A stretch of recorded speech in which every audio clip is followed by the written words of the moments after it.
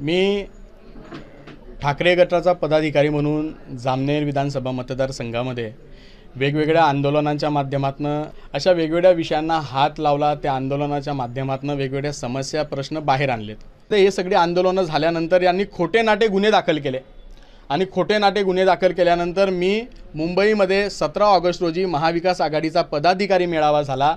तो पदाधिकारी मेळावा करून रात्री 2:30 वाजता भुसावळ रेल्वे स्टेशनवर आल्या असता LCBच्या अधिकाऱ्यांनी मला अटक केली आणि अटक केल्यानंतर तुम्ही शिवीगाळ केलेली आहे 8 दिवसापूर्वी आणि मला ताब्यात घेतलं। म्हणजे मला ताब्यात घेतल्यानंतर मी त्यांना विचारायला लागलो तर कोणत्या प्रकारचं उत्तर देत नव्हते।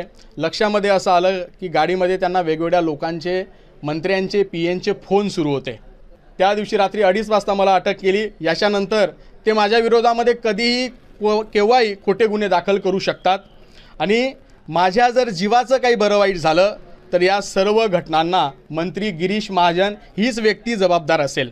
गिरीश महाजनांचा PA दीपक तायडे हा सुद्धा जबाबदार असेल। ज्या अधिकाऱ्यांनी मला अटक केली त्यांच्या विरोधामध्ये मी हायकोर्टात सुद्धा जाणार आहे। न्यायालयात त्यांच्या विरोधात मी लढाई लढणार आहे। ABP माझा, उघडा डोळे बघा नीट।